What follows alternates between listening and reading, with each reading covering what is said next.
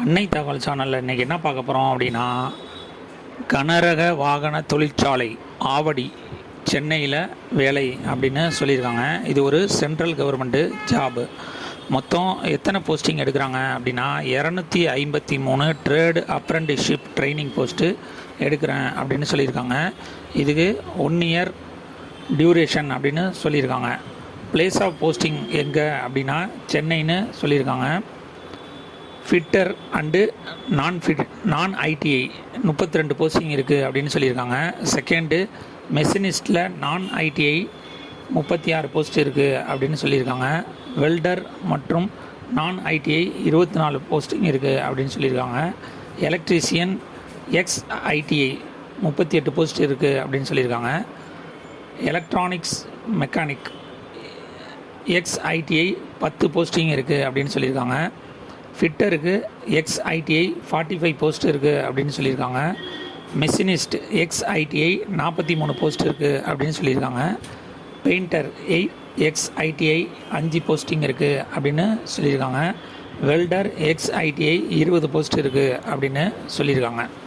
மேலும் என்ன சொல்கிறாங்க அப்படின்னா, ஐடிஐ அல்லாதது குறைந்தபட்சம் 50%, ஐடிஐ இல்லாத ஸ்டூடெண்ட் குறைந்தபட்சம் 50% மார்க் எடுத்திருந்தவங்க இதுக்கு விண்ணப்பிக்கலாம் அப்படின்னு சொல்லியிருக்காங்க.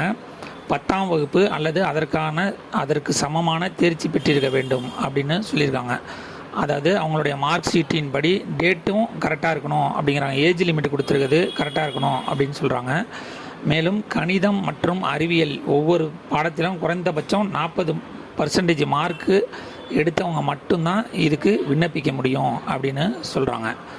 அடுத்தது எக்ஸ் ஐடிஐ ஸ்டூடெண்ட், அதில் first the candidate must have passed 10th அல்லது அதுக்கு ஈக்குவலண்ட் படிப்பு படித்தவங்க இதுக்கு விண்ணப்பிக்கலாம் அப்படின்னு சொல்லியிருக்காங்க.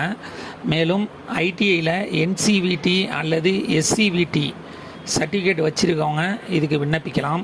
அல்லது any other authorised specified through gazetted notification of ministry of skill development and entrepreneurship அல்லது ministry of labour and employment with duration as per the apprenticeship act 1961 படி 50% மார்க் எடுத்தவங்க இதுக்கு விண்ணப்பிக்கலாம் அப்படின்னு சொல்லியிருக்காங்க. வயது வரம்பு 22/6/2024 அன்னைக்கு 15லேருந்து 24 வயசு இருக்கிறவங்க இதுக்கு விண்ணப்பிக்கலாம் அப்படின்னு சொல்லியிருக்காங்க.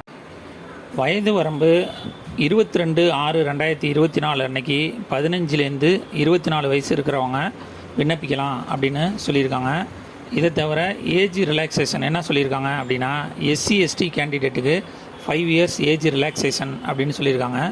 ஓபிசி கேண்டிடேட்டுக்கு 3 இயர்ஸ் ஏஜ் ரிலாக்ஸேஷன் அப்படின்னு சொல்லியிருக்காங்க.